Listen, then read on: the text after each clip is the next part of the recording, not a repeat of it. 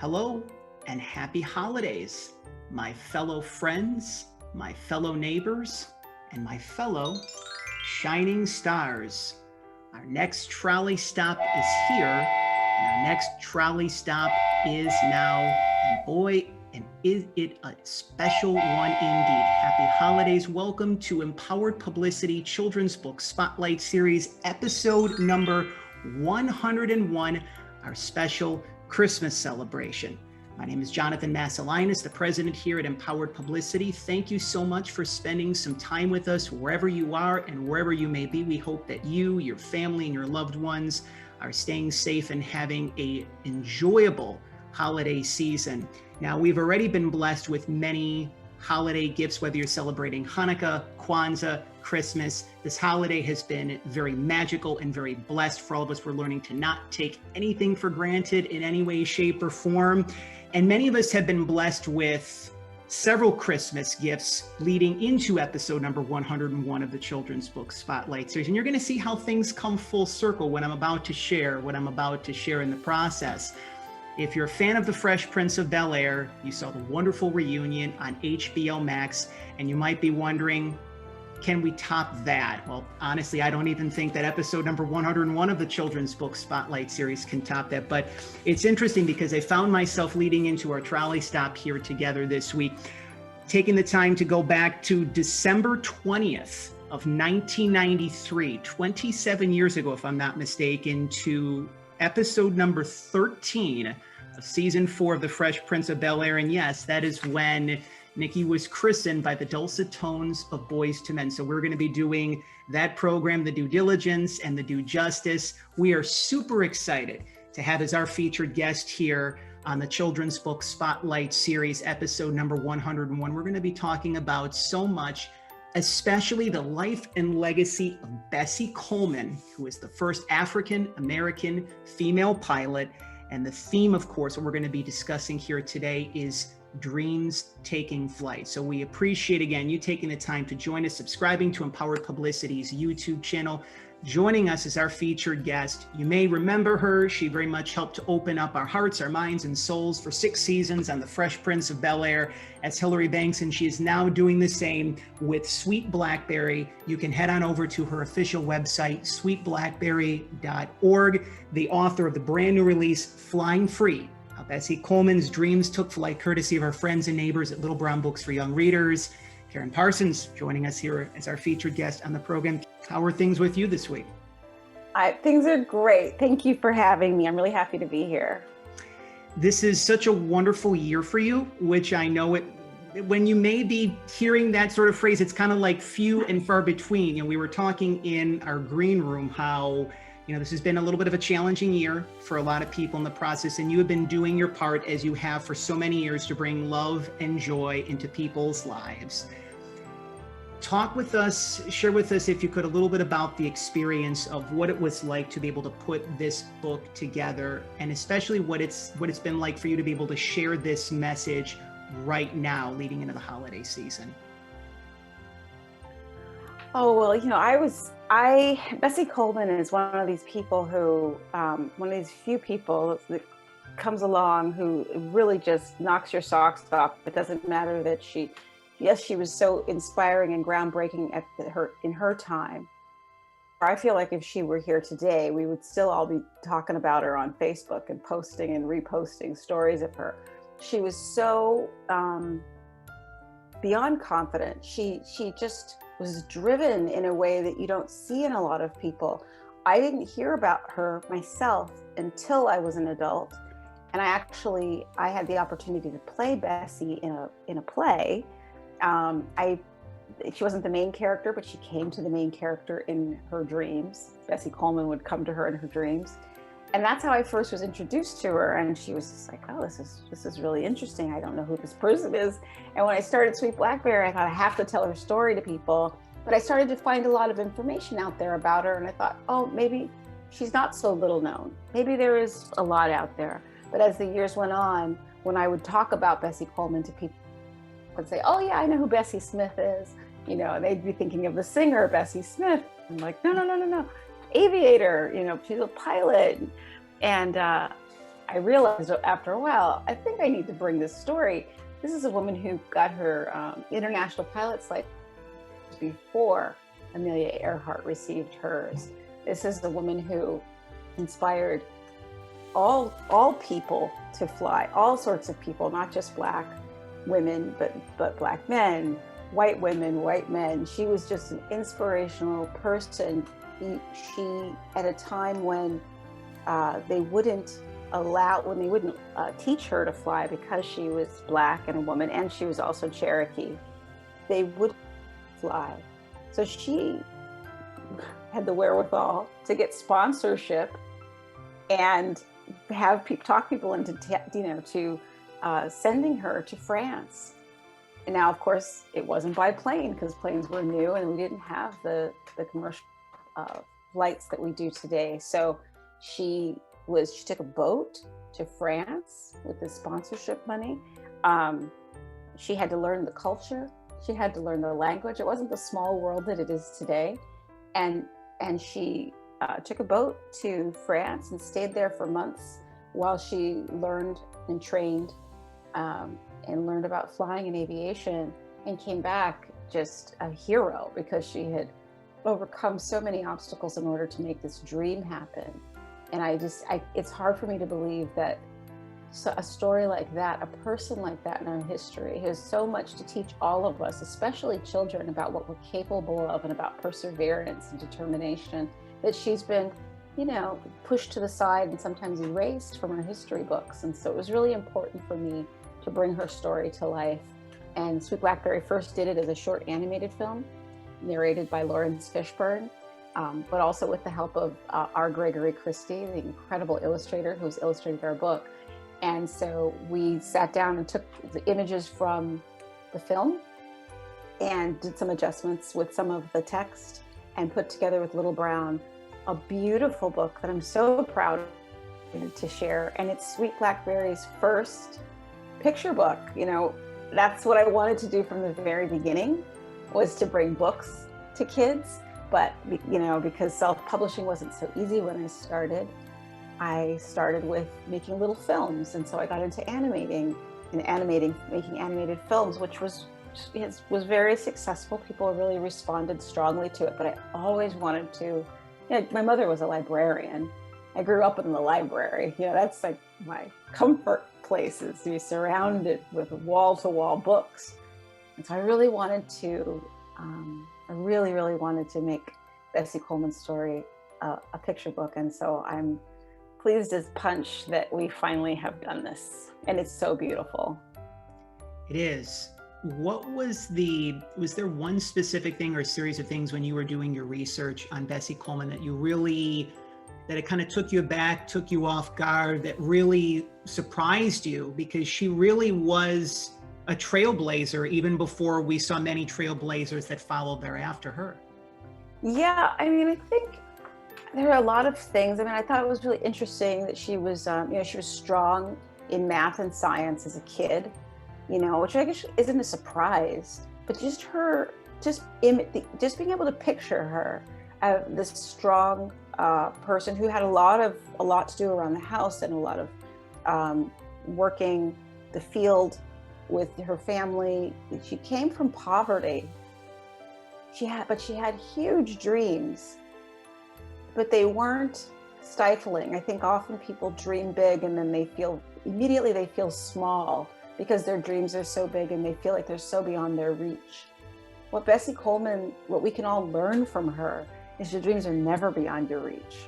It doesn't matter what you come from. This is somebody who came from nothing, really. She had the love of her family. She did have that.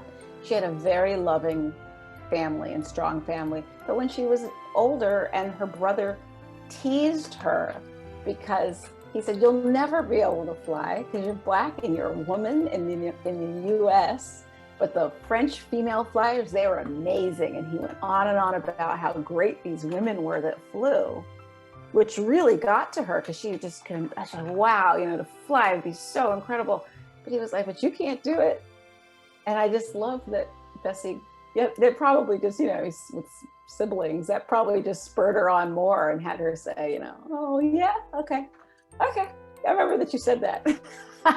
Watch my smoke, and she just like went and figured out a way to do it. And she was so bright and unstoppable. I love that she didn't think, well, no, of course, I would fly if only they would teach me, or I would do this and I would do that. If instead of any of that, she went way beyond to, you know what, I'm gonna go where they'll teach me.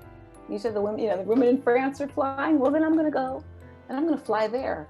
And that really still, I think more than anything, it got me, because I think we still, in this day and age, with so much that we've overcome and how much we still have so many challenges, all of us do, not just people of color, not just women. Everybody's got some challenges, right, that we come up against, but to think so much outside of the box, to not think just like, I'm going to be brave and I'm going to learn how to fly, but, oh, they won't let me fly. Oh, well, I would have. To just go, no, let me think. How can I make this happen? And go for it. What Bessie did was, she didn't just follow her dream and make her dream a reality.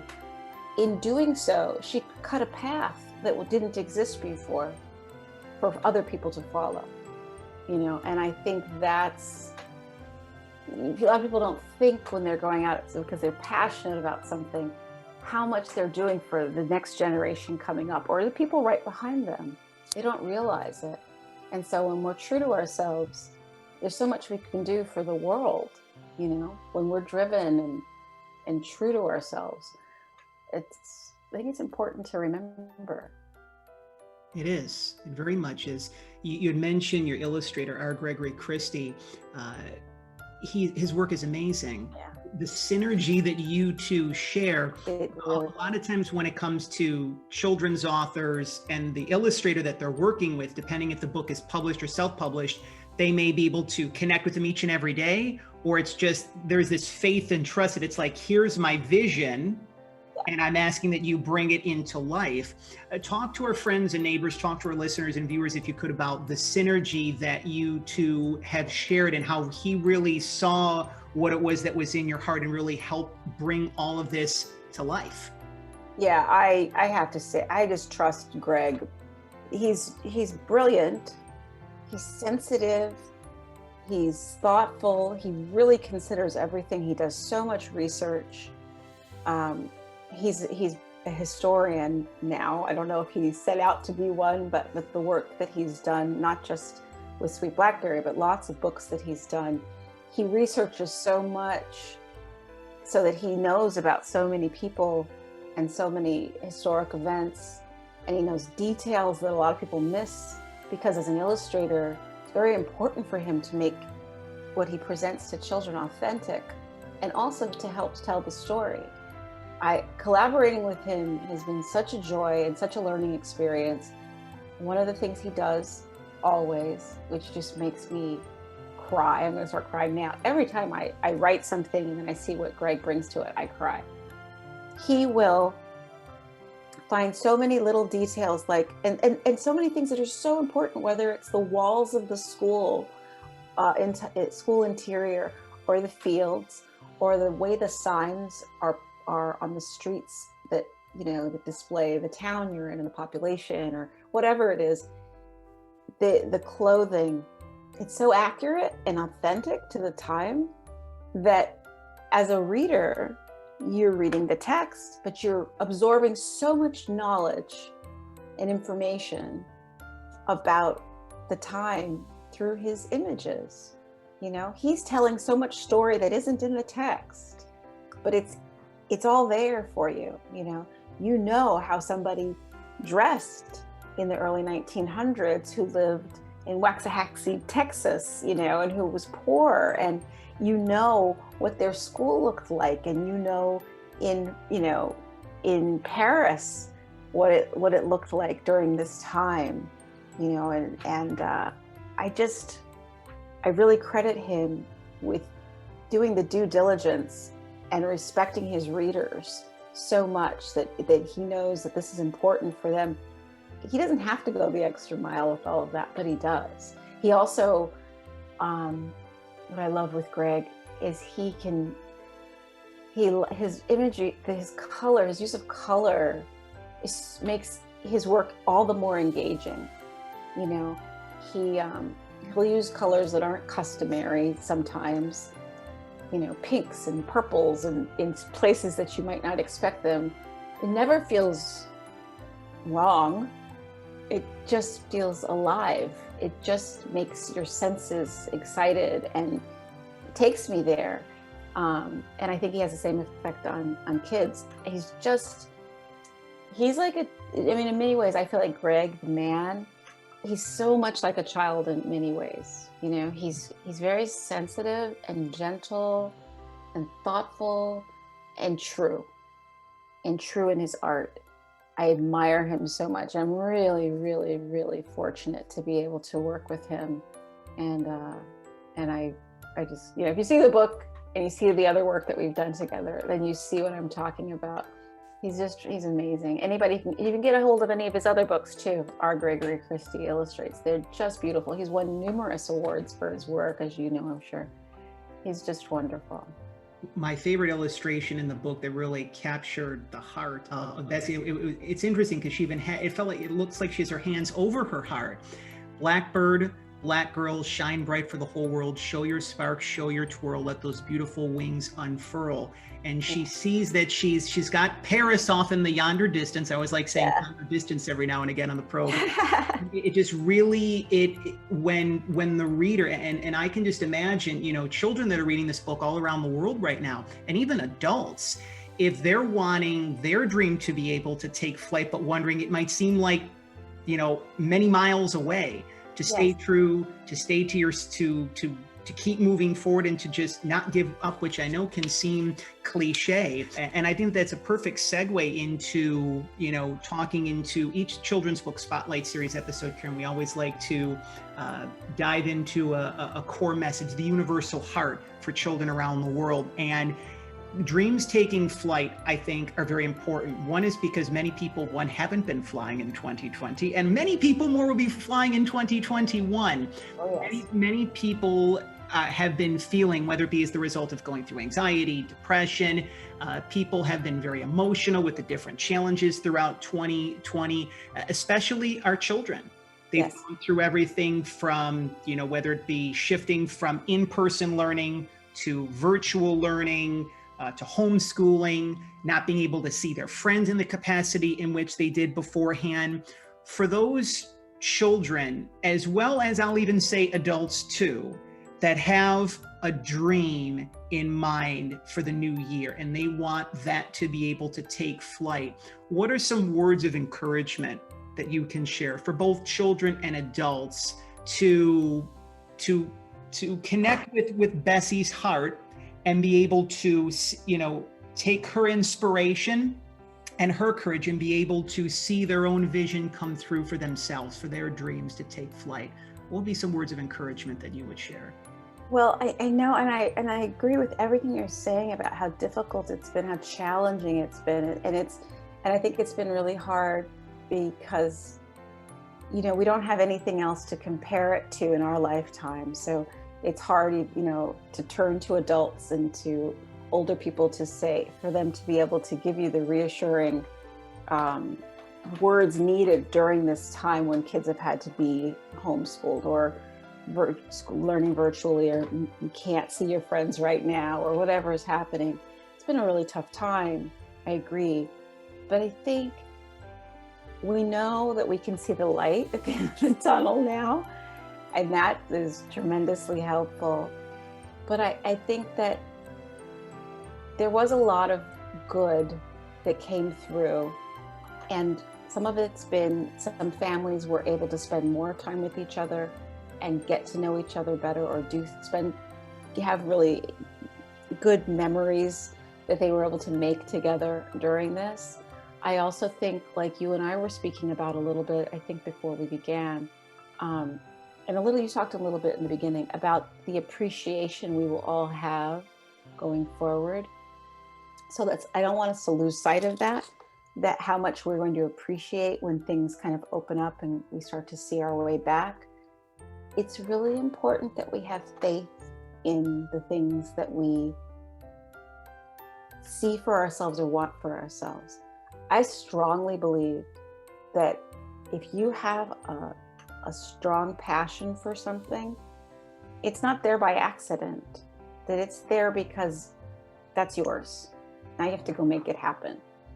I really believe that, that we have to really push through and persevere. And that's something that I know it sounds a little corny, but that's really what Bessie did. I think Bessie's story helps illustrate for us. This is a real person. It's a book, but it's about a real person. And her perseverance, her determination to go make this thing happen. We all have that in us, that capability to be focused and to find our way and believe that this thing, we can make this thing happen. And so I would just encourage people, if you have a really strong desire, it's not beyond you. It's not for other people, but not you. I think sometimes people feel like, they see other people doing things and they wish they could, but no, there's no reason they should be there and you can't be there doing those things or whatever it is you want to accomplish for yourself.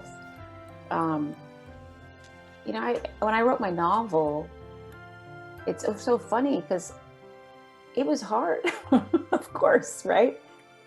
Separate from this book. But, I talked to people, and I've had people since then I've spoken to who have gone on to write novels. And part of it is because I'm going to give them some serious pep talks about, look, it's hard. You look at a blank page and you go, what do I do? You know what? You go and you make a mess. And with anything, you go into it, it's your moves, the way you approach things isn't always going to be perfect. Mm-hmm. It's not always going to be smooth along the way, but you don't stop and you don't give up. You just go, what have I learned from that? Let me try and do it differently and keep moving forward. It's the same with words on the page. You write and you write and you write, and you read it over and you go, ooh, that's awful. How can I say that better? And you go and you write it, and then you read it back later and you say, oh, a little better, but it's still bad. How can I make it better? And it's with everything you do when you're setting out to do something. You might not get there right away. It might not happen and be completely smooth, but you don't stop. You keep moving forward. You get up and you figure out a better way tomorrow to get closer to whatever that dream is, whatever that thing you're pursuing or you feel passionate about. And I have a picture of Bessie on my desktop with her smile because she reminds me of what I'm capable of. She reminds me, and she's, they always there's always that, what would somebody do? I feel like I often can ask, what would Bessie do in a situation? Because she wouldn't take no, she'd figure out another way. I think that's really important. And the lesson that we can learn from her is you just persevere and you'll get there, but you have to believe. It's very important. Again, joining us here on Empowered Publicity's Children's Book Spotlight Series Christmas Special is Karyn Parsons, the author of the brand new release, Flying Free, How Bessie Coleman's Dreams Took Flight, courtesy of our friends and neighbors at Little Brown Books for Young Readers. Of course, you can also learn more about her work at Sweet Blackberry. We have the link below, and you can stay connected, of course, with Karyn on social media. We have her social media platforms on Facebook, Twitter, Instagram, in the links below as well, too. While on Amazon, one of the things that you can do to help children's authors, especially Karyn, is to leave a 5-star review for Flying Free if you feel guided to do so as well. 2020 has been a very interesting year for all of us, especially for African Americans. I know, I had to look within myself, and when all this was happening, saying, Jonathan, you're a white privileged male, right?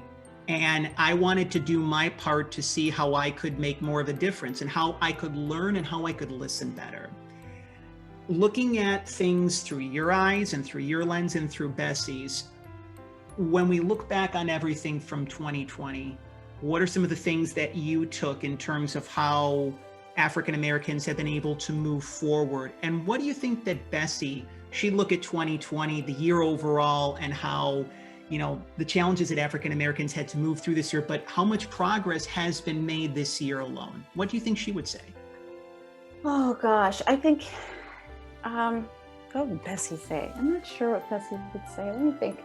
I think Karyn, though, would say, I think there's been a big year for being seen and heard, for people listening and recognizing that.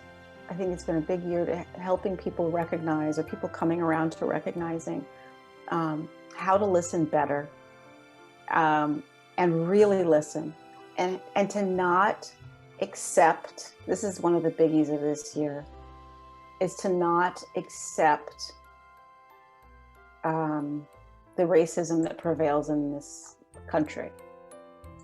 I think there's been so much acceptance in my lifetime, and that goes for women and women's place in society, as well as people of color's place in society. There's just kind of a complacency, I think, that all of us have had, and we kind of go, well, that's how it is. Oh, when, like, as an actress coming up, you just kind of accepted that there were only a few parts would come along a year for a Black actress in my age range. You just accepted it.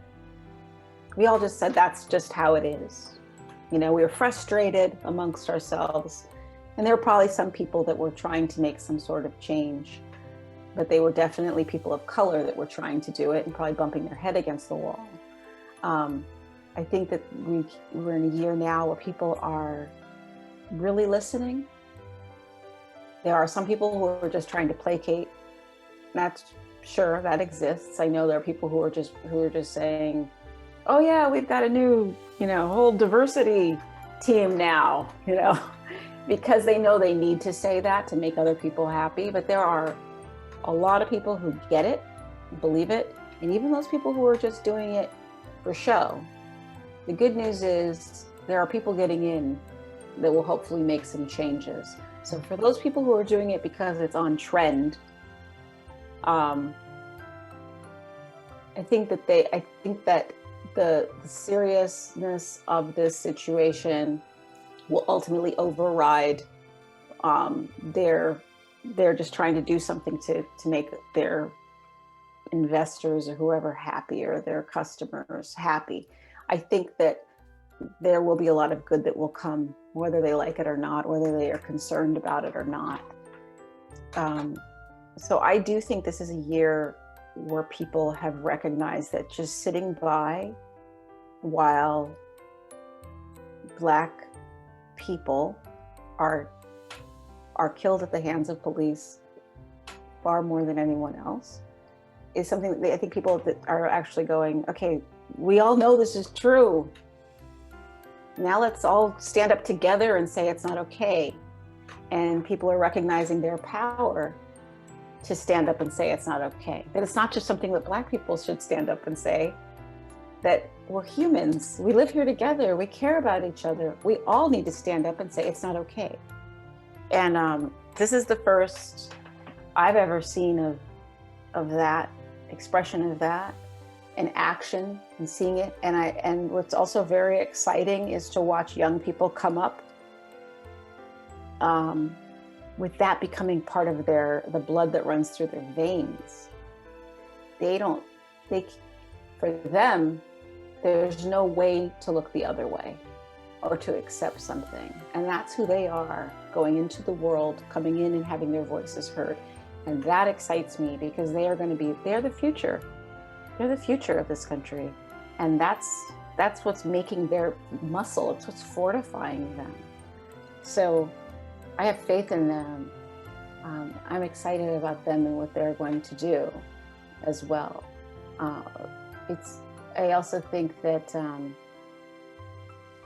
I wish there was better discourse, but there is more discourse than I've ever heard before. And I think like anything else, when it's new, it's going to be clumsy. And there's gonna be people who resist it and run the other direction. But for the most part, I'm hearing people say, I want to hear what you have to say about this. I'm just gonna listen now. And then taking their cue from the people who are saying, I'm suffering, I am feeling oppressed, I'm feeling these things.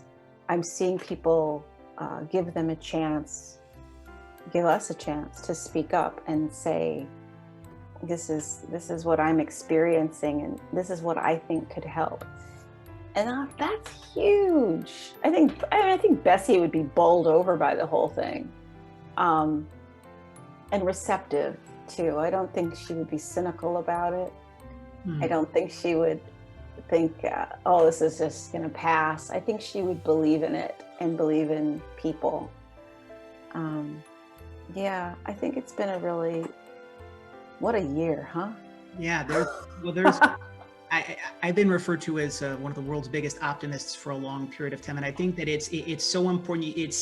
You can't skirt through the ish and what we kind of had to move through this year, but it's a matter of, I always feel that there's something to learn within something. And if you can ask yourself the situation that you're in, the problem that you're in, what is this here to teach me? What am I meant to learn from this? When you learn the lesson in something, it doesn't have to happen over and over again. So here's to, 2021 being full of amazingness and not kind of rehashing the same stuff that we have for many, many, many years. And I feel that what you're doing with Sweet Blackberry, even before, 2020 happened, you helped to lay the foundation for a lot of the work that many people are now seeing across the world, that you in your own way, of course, not just on the Fresh Prince of Bel-Air, but you through your work with Sweet Blackberry have been a trailblazer, sharing, little known stories of African-American achievement to children.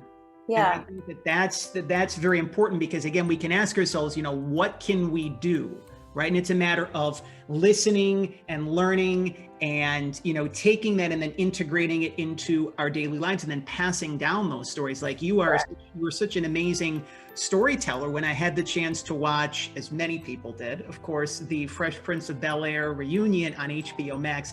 These 6 DVDs have been in my office, by the way, just like I used to have a huge collection of DVDs, and there was like a purging. So there's not many DVDs left, but there was such authenticity and love that I saw when I was watching that. And I might even get a little bit teary-eyed, because there were I remember many Monday nights watching those episodes each and every Monday when I grew up, and your entire family, and even though it's the television family, to many people, the Banks family were real. Yeah, they're real to me too. You've had the chance to process and digest and integrate the reunion.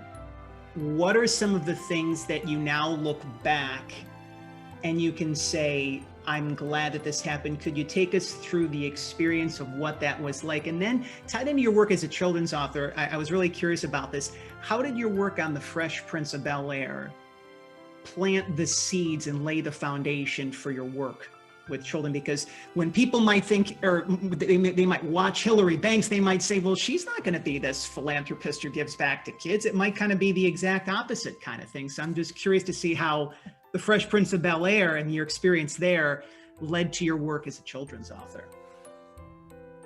Well, the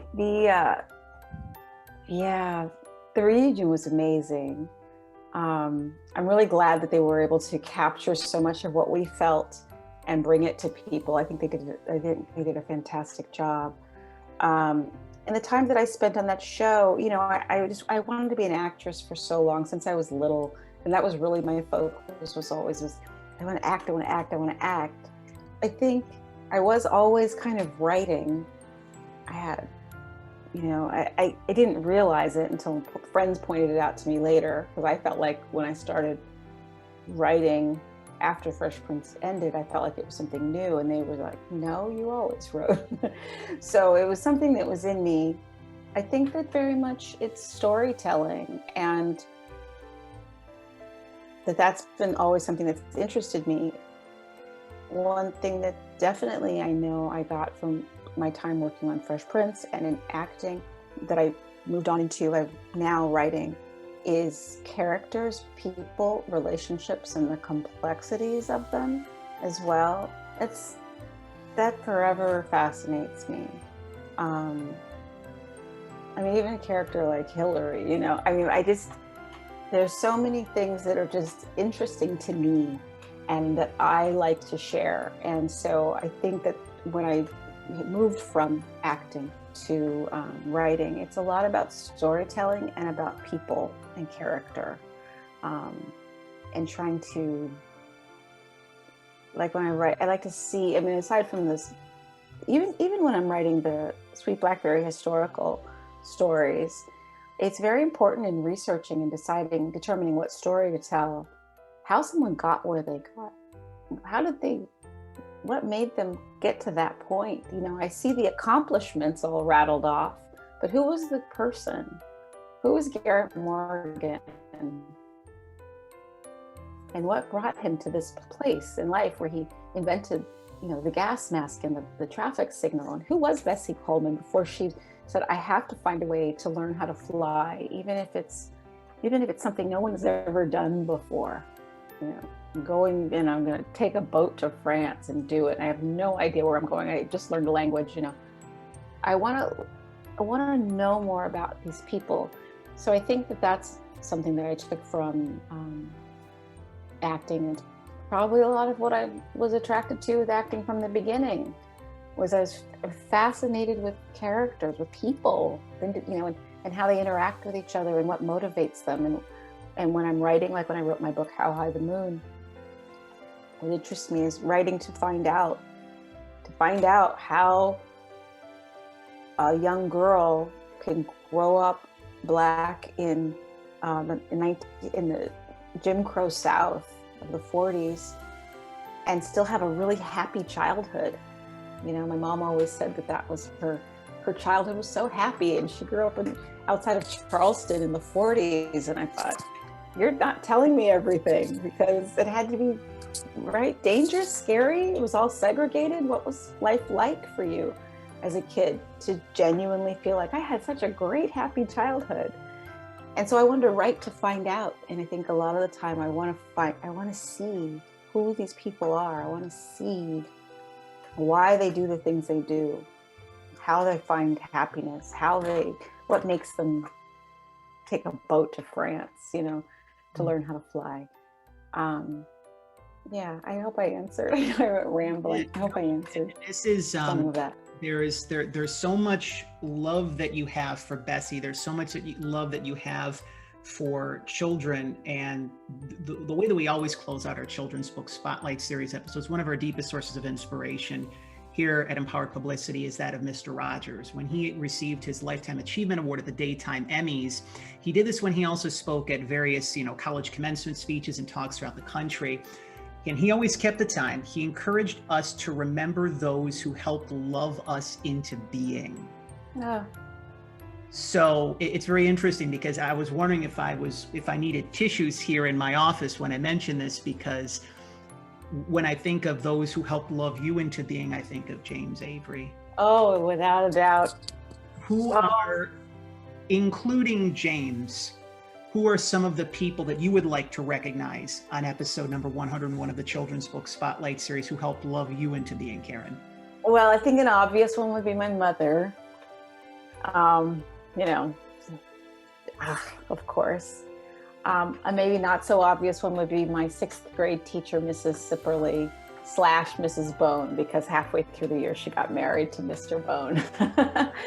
But that woman, that woman just, that was a teacher who looked at me and saw me, and she had a cubby with all these nicknames on it that she'd given all of us. I was Peaches. My skin was like peaches and cream. And you would look and she'd return papers in the cubbies, or you'd have to put your homework in the cubbies and she'd get it. But some days you'd look over at the cubby and nobody would have anything in it, but there'd be something for you.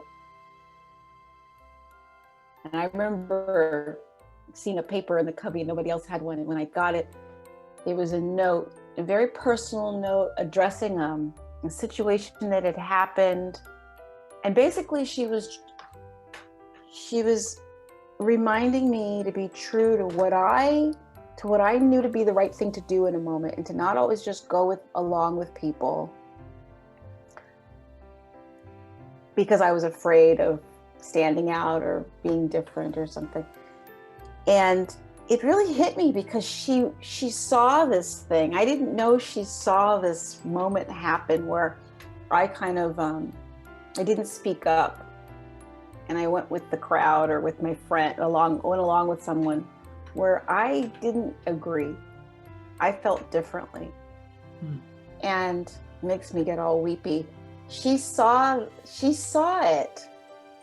And she took the time to write me a note encouraging me to be true to myself, to be true to Karyn, to Peaches in those moments. And for her to have taken the time meant so much, for her to see that meant so much.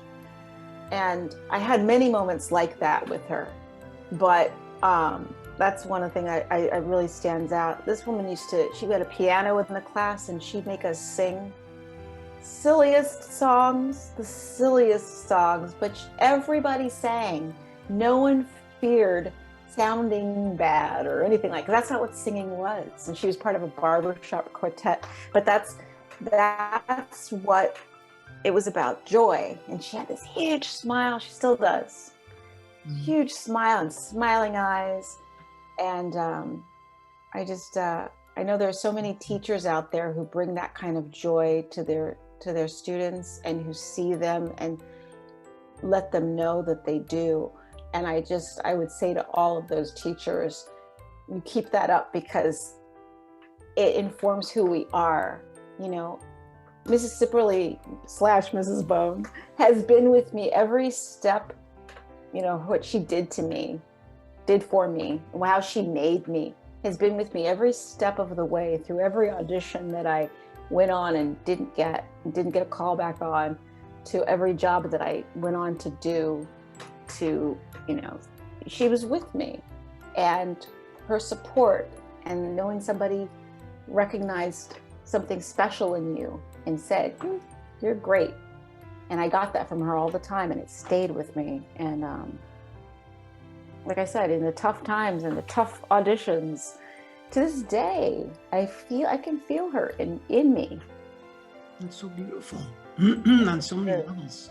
Thank you for sharing that. And as we conclude our time together, one of the things that we love to do, especially this being the holiday season, people give gifts. One of the things we do at the end of every children's book spotlight series is we like to give 3 wishes.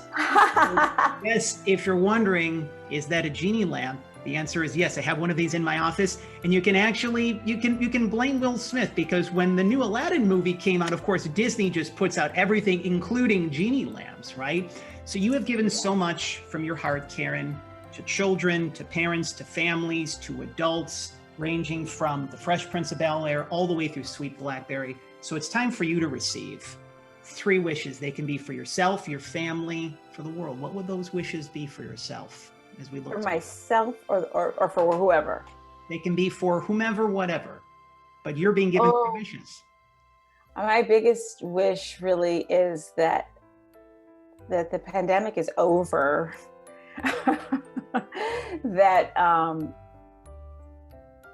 that we come out of this healthier in every regard, that all of the shame and secretive qualities and secretiveness we've had about, or secrecy is the word I'm looking for, around mental health, mental instability, is that we're able to blast that and we can talk openly. I think that so many people suffered during this time, And I think that that's going to be one of the beautiful things I wish for that comes out of this, is that there's no more shame around mental illness or struggle. Instead, that we come together, and this is something that just becomes part of, we can talk openly about, and we all recognize that we're all susceptible to challenges. Some people have more challenges than others, but that doesn't mean anything except that we need to be there for each other. That is, I think, my big wish, is that we come out of this stronger and healthier and that more there for each other than ever before. You're beautiful. Karyn, this has been such a pleasure to have you here for our Christmas special on the Empowered Publicity Children's Book Spotlight Series. Again, the brand new release, Flying Free, How Bessie Coleman's Dreams Took Flight. It is now available courtesy of our friends and neighbors at Little Brown Books for Young Readers. You can stay connected with Karyn on social media, on Instagram and Twitter at Karyn Parsons. We, of course, have those links below. And again, while on Amazon, if you're purchasing your copy from Amazon, feel free to leave a 5-star review. That's one of the many ways that you can support Karyn and the release of Flying Free. And of course, you can find out more information about Sweet Blackberry by heading on over to sweetblackberry.org. Karyn, I wish you and your family a blessed Christmas. This has been an interview that's probably been the longest in coming. We first connected last fall, and we said this was going to happen at some point. So I'm just so joyed to see things come full circle. And seriously, congratulations on everything, not just with the Fresh Prince of Bel-Air, but you're really following your life's purpose, your soul's mission. I give you a lot of credit because there's a lot of celebrities that can use their fame and their status and just stay up in their head, and you're fully in your heart. And if there's more celebrities that could be like you and follow your dharma, I think that's the term that Dr. Wayne Dyer used, your dharma, you're doing exceptional work, and continue to do what it is that you are doing for the children, because it's very much needed. Thank you. Thank you so much. It was really a pleasure to be here and talk with you. I am honored you had me. Thank you.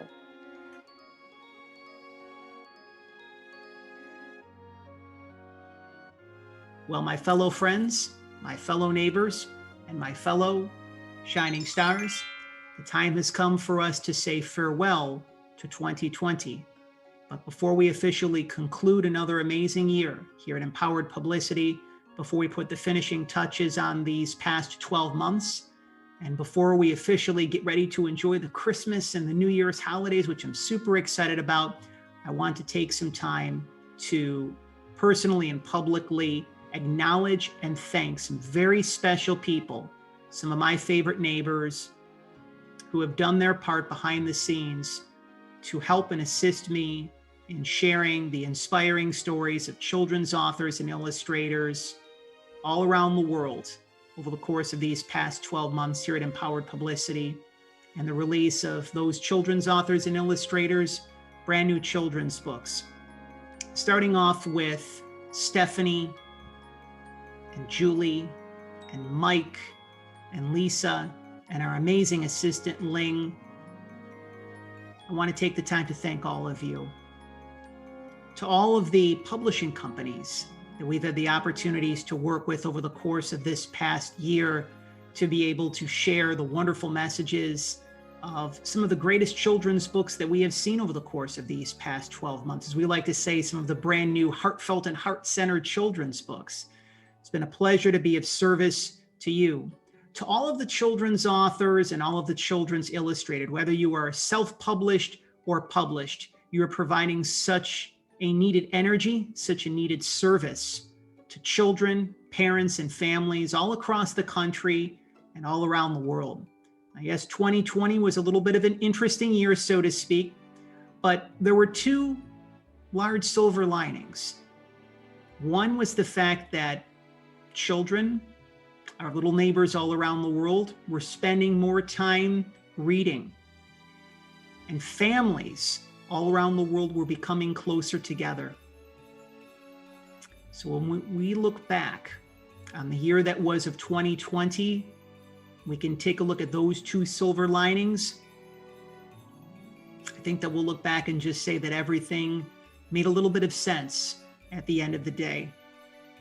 I also want to take some time to thank all of you, our fellow friends, our fellow neighbors, our fellow shining stars. One of my favorite expressions, but it's really more than that, that truly comes from my heart, is without you, there would be no us. Whether you are a follower of Empowered Publicity on social media, whether you are a regular listener and viewer of the children's book Spotlight series or the Story Time with Mr. Jonathan, whether you take the time to simply like, comment, or share any of the content that we have shared over the course of these past 12 months. From the bottom of my heart, I thank all of you, because it really does mean a lot to me. It really does. I am super looking forward to the next 12 months, to all of the amazing trolley stops that lie ahead in the brand new year of 2021. It's going to be such an exciting year for all of us. And I'm really looking forward to seeing how together that we can continue to make a difference in the lives of children, parents, and families all around the world. How we can continue to help open up the hearts and minds of our little neighbors. Because that is such a good feeling. Very much so. I wish all of you and your loved ones a safe, blessed, and magical Christmas, and a happy, healthy, prosperous, abundant, and love-filled new year. May all of your wishes become fulfilled in 2021. If you are a children's author or a children's illustrator, and you would like to join us as a featured guest on the Empowered Publicity Children's Book Spotlight series, if you would like to share your inspiring on this very program, the release of your brand new children's book, our official website at empoweredpublicity.com, or any of our social media platforms that you see on the screen, Facebook and Instagram at Empowered Publicity, Twitter at Empowered_PR. If you would like for us to share your brand new children's book on the new season of the Story Time with Mr. Jonathan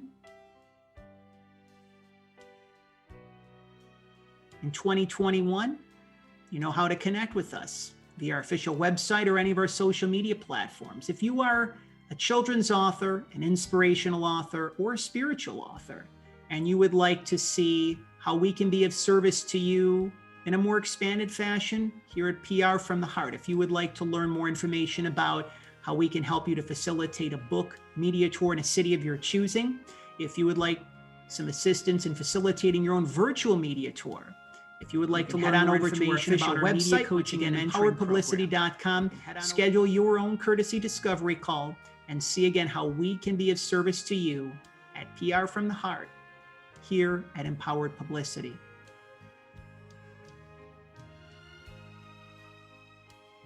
Looking forward to seeing the difference that we make in the lives of our little ones over the course of these next 12 months.